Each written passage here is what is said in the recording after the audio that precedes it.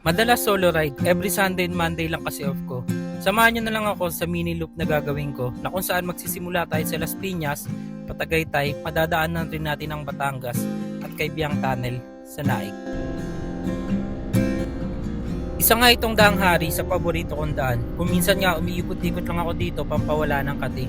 Napakaluwag nga dito kahit papano ay nakaka-enjoy na rin.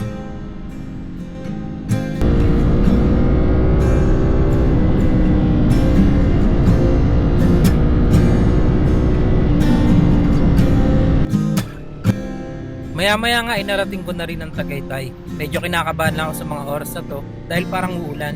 Pero ibang iba talaga pakiramdam dito. Kahit naka-riding jacket ka pa, tapos yung lamig, malabagyo. Ayos rin tumambay dito sa Twin Lakes, kitang-kita ang overlooking.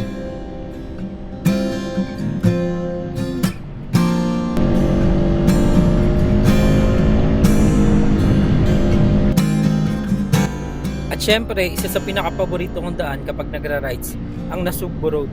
Sobrang luwag ng kalsada dito at sobrang haba. Wala rin gaanong paliko kaya susubukan talaga ang lakas ng motor ko dito. Ang may papayo ko lang, top speed at your own risk.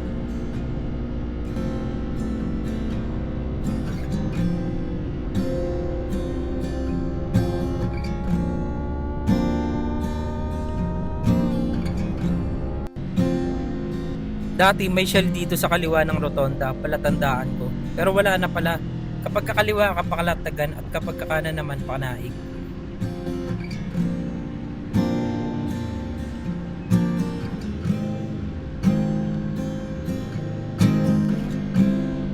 Part pa rin to ng Nasugbo Road. Grabe dito palang ramdam na ramdam mo na excitement.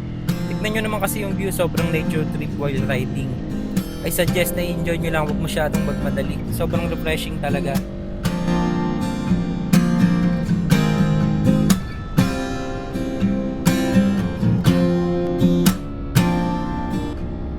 May mga straight road ka ring madadaanan dito. At syempre, heaven sa ating mga riders to.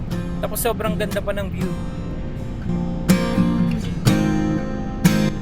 May mga nakakasabay rin akong riders dito. Kitang-kita naman sa kanila na parang ina-enjoy lang nila yung magandang tanawin at sariwang hangin.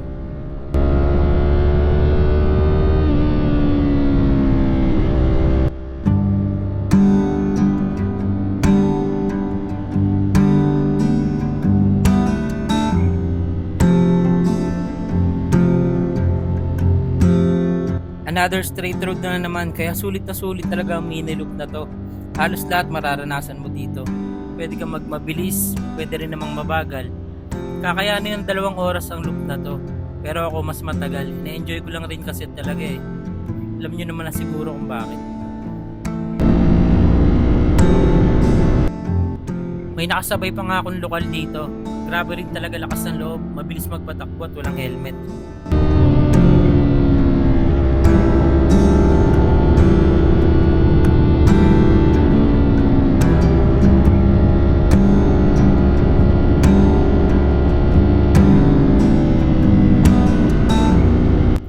Marami nga rin palang resort malapit dito. Sobrang lapit na kasi na itong highway sa dagat.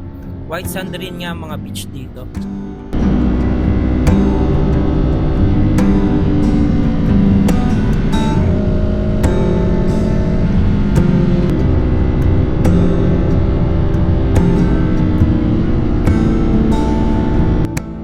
Bago umakyat ng bundok, isang straight road nga ulit.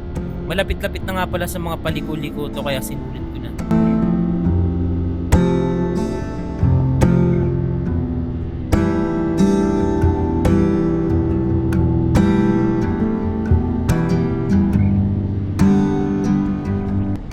Sabi ko nga, lahat mararanasan mo sa mini loop na to.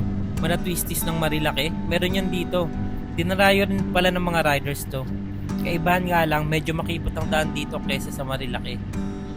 Pero ayos lang, sobrang sulit naman magbabagal ka dito dahil sa lago ng mga puno. Sobrang sarap sa mata.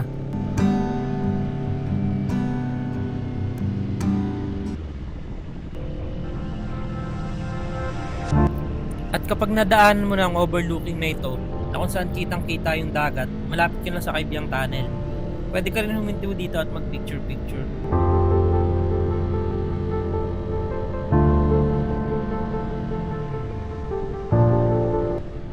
Dahan-dahan lang kapag nalagpasan mo na ito.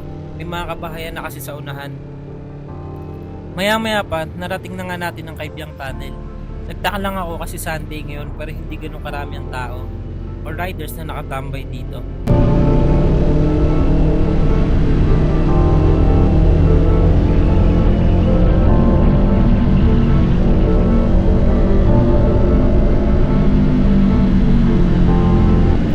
At syempre, isang reba muna sa loob ng tunnel.